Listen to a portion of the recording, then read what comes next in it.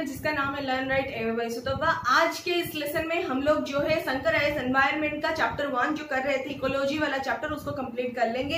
ये 4th part है उसका, 3rd पार्ट जो है प्रीवियस लेसन पे कंप्लीट हो चुका है। उसमें जो है हम लोग बायोम के बारे में डिस्कस किए थे। बायोम जो होता है वो बायोस्फीयर का, यानी कि हमारे सरफेस के ऊपर, लैंड सरफेस के ऊपर टेरेस्ट्रियल पार्ट में, जो टेरेस्ट्रियल पार्ट होता है वहां पे हमें जितना भी इकोसिस्टम देखने को मिलता है सब कुछ जो है बायोम में इंटीग्रेटेड होता है। लेकिन टेरेस्ट्रियल पार्ट के अलावा अगर हमें कहीं और कुछ जो है इकोसिस्टम देखने को मिलता है, फॉर एग्जांपल जैसे हमें मतलब वाटर सरफेस के अंदर कहीं पे कुछ देखने को मिलता है इकोसिस्टम, तो उसको हम लोग एक्वेटिक जोन में कंसिडर करते हैं। ये हमारा नेचुरल इकोसिस्टम का ही 2 कैटेगरी है। नेचुरल इकोसिस्टम 2 ही कैटेगरी में बटा हुआ है, एक है हमारा टेरेस्ट्रियल इकोसिस्टम, दूसरा है हमारा एक्वेटिक इकोसिस्टम। जो टेरेस्ट्रियल वाला इकोसिस्टम था उसी को हम लोग बायोम के बारे में जान चुके हैं, एंड जो एक्वेटिक जोन से यानी कि एक्वेटिक इकोसिस्टम उसके बारे में आज हम जानेंगे। बहुत ही छोटा सा वीडियो है, बहुत ही इंटरेस्टिंग भी है, छोटा सा वीडियो, एकदम शॉर्ट वीडियो में कंप्लीट हो जाएगा। अंत तक जरूर देखिए और अच्छा लग रहा है तो लाइक शेयर सब्सक्राइब करना मत भूलिए। तो चलिए स्टार्ट करते हैं। जो हमारा एक्वेटिक इकोसिस्टम होता है उसको हम लोग एक्वेटिक जोन्स के नाम भी जानते हैं। ये जनरली डिफर इसीलिए करता है क्योंकि हर जो भी एक्वेटिक हमारा इकोसिस्टम होता है, मान लीजिए पॉन्ड पे कुछ इकोसिस्टम है, कोई रिवर पे इकोसिस्टम है, कहाँ पे हमारा ओशन में इकोसिस्टम है, सब कोई जो है एक तरह का नहीं होता है। उनके अंदर जो है हर एक इकोसिस्टम में जो है हमें बहुत सारे डिफरेंसेस देखने को मिलता है। वो बेसिकली इस वजह से होती है कि वहां का जो सैलिनिटी होता है, वाटर टू वाटर जो है सैलिनिटी वेरी करता है। सैलिनिटी यानी कि जो डिजॉल्व्ड मतलब हमारा जो नमक होता है, यानी कि जो हमारा सॉल्ट का क्वांटिटी होता है पानी में, उसी के हिसाब से हम सैलिनिटी डिसाइड करते हैं। वो जो है पानी टू मतलब वाटर टू वाटर जो है वेरी करता है। तो पानी में जैसे सैलिनिटी वेरी करता है उस हिसाब से इकोसिस्टम का क्राइटेरिया भी जो है वेरी होता है। और एक जो क्राइटेरिया होता है वेरी करने का वो है लेवल ऑफ डिजॉल्व्ड न्यूट्रिएंट, ठीक है। तो ये भी एक मतलब मिनरल होता है। सोडियम क्लोराइड जो है हमारा यानी कि सल्ट जो है ये तो एक मिनरल होता ही है, लेकिन और दूसरे टाइप का न्यूट्रिएंट भी जो है वेरी करता रहता है। जैसे कि कोई बहता हुआ पानी है एंड कोई स्टेगनेंट वाटर है, उस हिसाब से जो है वहां का न्यूट्रिएंट कैपेसिटी भी जो है वेरी करता है।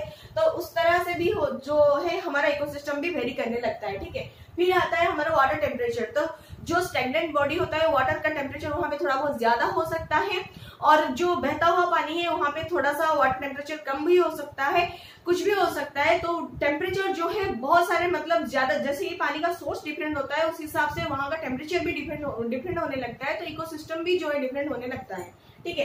फिर आता है हमारा सनलाइट पेनिट्रेशन, यानी कि सनलाइट पानी के अंदर तक कितने डीपनेस तक जो है पेनिट्रेट कर पाता है, यानी कि पहुंच पाता है।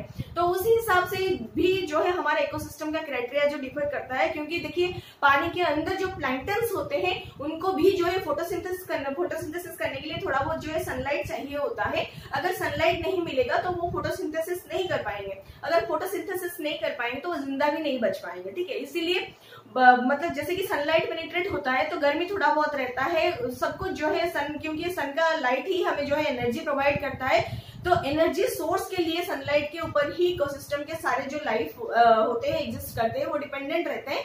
तो सनलाइट पेनिट्रेशन के हिसाब से भी हमारा इकोसिस्टम जो है वेरी करने लगता है, ठीक है। ये थोड़े बहुत क्राइटेरिया था जिनकी वजह से जो है इकोसिस्टम पानी में होते हुए भी डिफरेंट होते हैं, ठीक है। फिर आता है हमारा एक्वेटिक इकोसिस्टम किस तरह के होते हैं, किस टाइप के होते हैं, थोड़ा सा कैटेगरी वाइज देख लेंगे। पहले तो आता है हमारा फ्रेश वाटर इकोसिस्टम, क्योंकि फ्रेश वाटर जनरली हमें आसपास देखने को मिल जाता है, बहुत इजीली देखने को मिलता है। एग्जांपल आप ले सकते हैं, कुएं वाला ले सकते हैं, कुआं जो हमारा घर के आसपास होता है, या फिर पॉन्ड का स्ट्रक्चर होता है, या फिर लेक होता है, रिवर होता है, जो भी होता है ये सब जो है हमारा फ्रेश वाटर इकोसिस्टम में ही आता है। लेक का वाटर अगर फ्रेश हो तो, अगर उसमें सलाइन वाटर है तो वो हमारा नहीं आता है, ठीक है। तो फ्रेश वाटर इकोसिस्टम में 2 कैटेगरी हम लोग देख सकते हैं, एक होता है लटिक एंड दूसरा होता है लेंटिक। तो लटिक वाटर सिस्टम जो होता है, फ्रेश वाटर इकोसिस्टम जो होता है, ज्यादातर यहाँ का पानी जो है, लटिक इकोसिस्टम का पानी जो है हमेशा बहता हुआ रहता है, यानी कि कंटिन्यूअस फ्लो में रहता है। ये कभी स्टेगनेंट नहीं रहता है, एक जगह से मतलब एक जगह पे बैठा हुआ नहीं रहता है। ये पानी हमेशा फ्लो में रहता है, चाहे थोड़ा सा हो या मतलब ज्यादा हो, मतलब बहुत ज्यादा पानी भी हो तभी ये फ्लो करता रहता है, थोड़ा सा भी पानी हो तभी ये फ्लो करता रहता है, ठीक है। थोड़ा सा एग्जांपल ले लेते हैं, जैसे कि हमारा स्ट्रीम्स हो गया, स्प्रिंग्स हो गया, रिवलेट्स हो गया, क्रिक्स हो गया, ब्रुक्स हो गया, रिवर हो गया, ठीक है। ये हमेशा बहते हुए रहते हैं, इनको जो है हम लोग लटिक फ्रेश वाटर सोर्स बोलते हैं। एंड यहाँ पे जो इकोसिस्टम पाए जाते हैं उसको हम लोग क्या बोलते हैं, लैक्टिक फ्रेश वाटर इकोसिस्टम बोलते हैं। ठीक है, उस हिसाब से और एक कैटेगरी है हमारा लेंटिक इकोसिस्टम। ठीक है, तो लेंटिक वाटर सोर्स में यानी कि फ्रेश वाटर सोर्स में हमें जो भी इकोसिस्टम मिलता है हम लोग उसको क्या बोलते हैं, लेंटिक इकोसिस्टम बोलते हैं। तो लेंटिक का एग्जाम्पल में अगर हम लोग देखेंगे तो एग्जाम्पल ये होता है कि पूल्स, पॉन्ड, सम स्वम्प्स, बॉक्स, लेक्स, ये सब जो होता है यहाँ का पानी कभी फ्लो नहीं होता है, एक जगह पे स्थिर है, स्टिल वाटर है। ठीक है, ये कहीं भी मतलब इधर उधर नहीं होता है, पानी एक जगह पे बिठा हुआ रहता है, चाहे ज्यादा हो चाहे कम हो, जितना भी पानी है एक जगह पे ही रहेगा। तो यहाँ पे जो भी इकोसिस्टम देखने को मिलते हैं वो सब जो है लेंटिक इकोसिस्टम में आते हैं। ठीक है, तो ये भी जो है वेरी करता है, उनका जो है कुछ फिजिकल कैरेक्टरिस्टिक रहता है, कुछ केमिकल रहता है, कुछ बायोलॉजिकल कैरेक्टरिस्टिक रहता है। ठीक है, उसके हिसाब से इकोसिस्टम का मतलब पॉपुलेशन, कम्युनिटी का सब कुछ जो है वेरी करता रहता है, स्पेसिस का वेरिएशन भी हमें देखने को मिलता है। फिर आता है हमारा मराइन इकोसिस्टम। तो मराइन इकोसिस्टम में मेनली तो हमारा जो ओशन वाटर होता है वो इंक्लूड रहता है, और 3/4 ऑफ हमारा अर्थ का सरफेस जो है मराइन इकोसिस्टम से ही कवर्ड हो चुका है, यानी कि ओशन से ही कवर्ड हुआ है। और ये जो हमारा ओशन वाटर है इसका जो डेप्थ है, ठीक है, ये जो एवरेज डेप्थ है ये 3750 मीटर होता है। ठीक है, एवरेज डेप्थ यानी कहीं पे कुछ कम हो सकता है, कहीं पे थोड़ा सा ज्यादा हो सकता है। अगर हम लोग एवरेज निकालेंगे ये 3/4 ऑफ हमारा वाटर सरफेस का मेलाइन मतलब जो हमारा मराइन वाटर सरफेस का जो हम लोग अगर डेप्थ निकालेंगे एवरेज का, वो हमारा आएगा 3750 मीटर।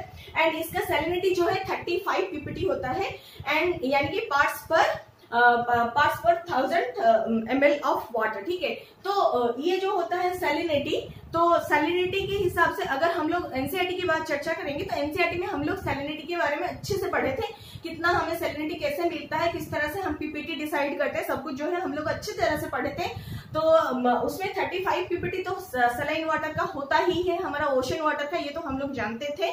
और एक चीज भी हमारा एनसीईआरटी में था जो कि सबसे ज्यादा सलाइन वाटर हमें अर्थ का कहाँ पे मिलता है। ठीक है, कहाँ पे हमें सबसे ज्यादा मतलब डेडलीस्ट सलाइन वाटर मिलता है, इसके ऊपर शॉर्ट वीडियो भी इसी में है, एंड उसके ऊपर लॉन्ग वीडियो में भी समरी में ये मैं बता दी हूँ, तो आप जाके देख लीजिए अगर नहीं पता है, कहीं क्वेश्चन ना आ जाए एग्जाम में। ठीक है, और ये जो है हमारा ओशन वाटर, इसमें ज्यादातर 90% हमें सोडियम क्लोराइड ही मिलता है, जिसकी वजह से ये हमें सलाइन लगता है। ठीक है, फिर आता है एस्चुरियस इकोसिस्टम। तो एस्चुरियस इकोसिस्टम में क्या आता है, हमारा कोस्टल बेस, रिवर माउथ जो होता है, टाइडल मार्शेस जो होता है, ये सब जो है हमारा एस्चुरी इकोसिस्टम में आता है। तो कोस्टल बेस यानी कि हमारा जो कोस्टल एरिया रहता है, वहां का जो मतलब लैंड सरफेस एंड होते होते एकदम से सडनली तो पानी की तरफ मतलब ऐसे तुरंत चेंज नहीं हो जाता है, ऐसा कि लैंड सरफेस थोड़ा थोड़ा करके कम होता होता जाता है।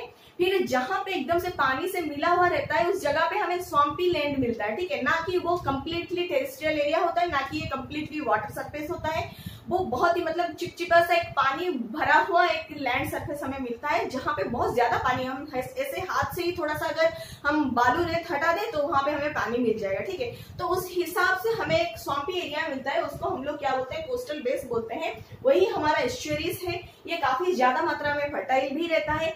उस हिसाब से रिवर माउथ जो होता है, रिवर माउथ क्या होता है, तो रिवर जहां पे जाके ओशन के साथ मिलता है, वो जो माउथ होता है एकदम से जब गिरने वाला होता है, रिवर का पानी जो है गिरने वाला होता है ओशन में, एकदम से वो उस जगह पे फैल जाता है। ठीक है, डेल्टा टाइप का जो है रीजन फॉर्म करता है, डेल्टा भी हमारा उसी रीजन में ही आता है, इसी हमारा एस्चुरियस इकोसिस्टम में ही आता है, और रिवर माउथ भी उसी इकोसिस्टम में भी आता है। ठीक है, तो ये सब जो है हमारा एस्चुरियस इकोसिस्टम में आते हैं। फिर कोरल रीफ इकोसिस्टम क्या होता है, कोरल रीफ यानी कि कोरल जो होते हैं ये पानी में मतलब सलाइन वाटर में पाए जाने वाले एक मतलब प्राणी होते हैं, जो मर जाने के बाद उनका कवर जो होता है सोडियम मतलब कैल्शियम कार्बोनेट का बना हुआ रहता है, तो वो डिपोजिट हो के एक मतलब हार्ड सरफेस बना देते हैं। उसका एक एग्जाम्पल है लक्षद्वीप आइलैंड जो है हमारा, उसी कोरल रीफ आइलैंड है, उसी से ही बना हुआ है, डेड कोरल से ही डिपोजिट से बना हुआ है।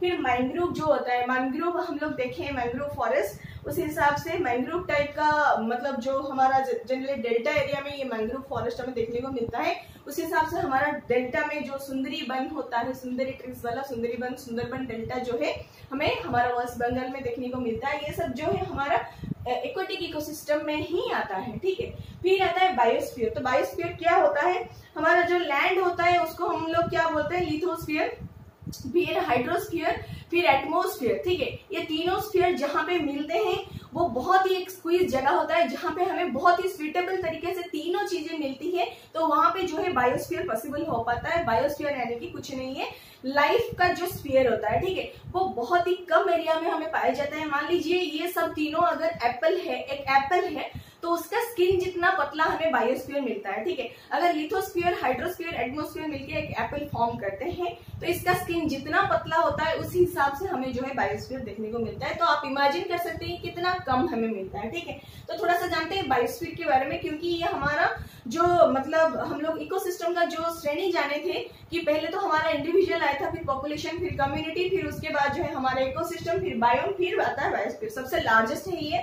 तो बायोस्फीयर के बारे में थोड़ा सा जानते हैं। यहाँ पे लाइफ एबंडेंट जो होता है, लाइफ का एबंडेंसी हमें देखने को मिलता है जनरली कहाँ से कहाँ तक फैला हुआ है, यानी कि पानी के अंदर, यानी कि सरफेस के अंदर, हमारा लैंड सरफेस जो होता है उसके नीचे तक हम जाएंगे तो 200 मीटर नीचे तक हमें ये मिलेगा, लाइफ का एबंडेंसी जो है मिलेगा। And land surface sea level से, हमारा मीन सी लेवल जो होता है, सी लेवल से करीब 6000 मीटर एबव तक जो है हमें लाइफ का एबंडेंसी देखने को मिलता है, ठीक है। ये आपको याद रखनी है। फिर एब्सेंट कहाँ पे होता है? एब्सेंट जो है हमारा एक्सट्रीम क्लाइमेट जहां पे भी हमें फील करने को मिलता है, बहुत ज्यादा एकदम अनटॉलरेबल गर्मी हो चाहे अनटॉलरेबल कोल्ड हो, ठीक है, दोनों ही जगह पे लाइफ जो है इम्पॉसिबल होता है। तो इस तरह का एग्जाम्पल हम ले सकते हैं कि नॉर्थ एंड साउथ पोल जो है हमारा एक्सट्रीम कोल्ड होता है, वहां पे जो है लाइफ पॉसिबल नहीं है। कुछ हाईएस्ट माउंटेन्स, माउंटेन का एकदम चोटी वाला एरिया जो होता है, एकदम शिखर वाला एरिया होता है, वहां पे भी लाइफ जो है पॉसिबल नहीं होता है। डीपेस्ट ओशंस, तो ओशन का एकदम से डीपनेस, मतलब जो डीपेस्ट पॉइंट होते हैं वहां पे भी जो है लाइफ पॉसिबल नहीं हो पाता है, ठीक है। और इस जगह पे जो है कहीं कहीं हमें थोड़ा बहुत स्पोर्ट्स फंगी का कुछ वेराइटीज हमें यहाँ पे देखने को मिलता है, जहाँ पे लाइफ पॉसिबल नहीं है। इनका कोई वेराइटीज देखने को मिलता है, लेकिन ये लोग जो है एक्टिवेटेड नहीं रहते हैं, ये डॉर्मेंट कंडीशन में रहते हैं, ठीक है। ये हमें बियॉन्ड 8000 मीटर के ऊपर भी देखने को मिल सकते हैं, लेकिन ये एक्टिव कंडीशन में नहीं होते हैं, ये डॉर्मेंट कंडीशन में होते हैं, ठीक है। और एनर्जी हमारा बायोस्फीयर को कहाँ से मिलता है? एनर्जी हमारे बायोस्फीयर में जनरली सन से ही मिलता है। सनलाइट जो है हमें एनर्जी प्रोवाइड करते हैं। न्यूट्रिएंट जो है हमें एयर, वाटर एंड सॉइल से मिलता है। इसी न्यूट्रिएंट हम लोग जब एक्सक्रीटरी मटेरियल्स बाहर फेंकते हैं, त्यागते हैं या फिर छोड़ देते हैं, तो वो जब रिसाइकल हो जाता है, या फिर हम लोग जो भी यूज करते हैं चीजें, अगर वो रिसाइकल होने लायक हो, रीयूज करने लायक हो तो हो जाता है, नहीं हो पाता है तो रिसाइकल करने लायक हो तो डिकम्पोजर के द्वारा जो है रिसाइकल होता है। फिर बाद में जाके वो मिट्टी, पानी एंड इसी एयर के थ्रू से ही हमें जो है बाद में न्यूट्रिएंट के हिसाब से फिर से मिलने लगता है, ठीक है। इस हिसाब से जो है न्यूट्रिएंट साइकिल हमेशा चला रहता है एंड लाइफ जो है एकदम साइकिल की तरह से जो है पॉसिबल हो पाता है।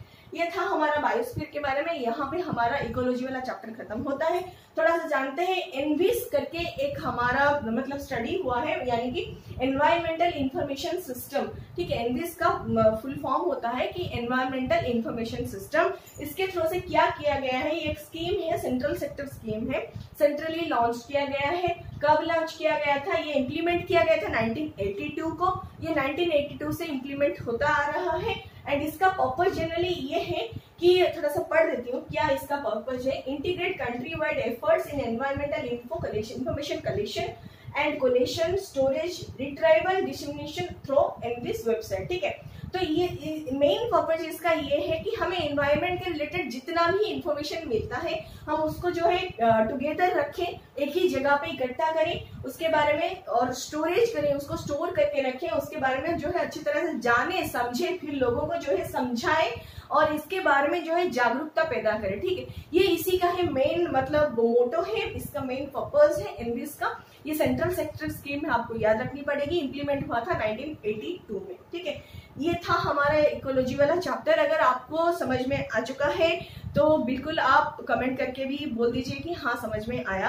अगर कहीं पे डाउट आ रहा है तो भी आप बता सकते हैं, और आपको अच्छा लग रहा है, कम्प्लीटली अच्छा लग रहा है तो लाइक, शेयर एंड सब्सक्राइब करना मत भूलिए। Thank you so much and नमस्ते।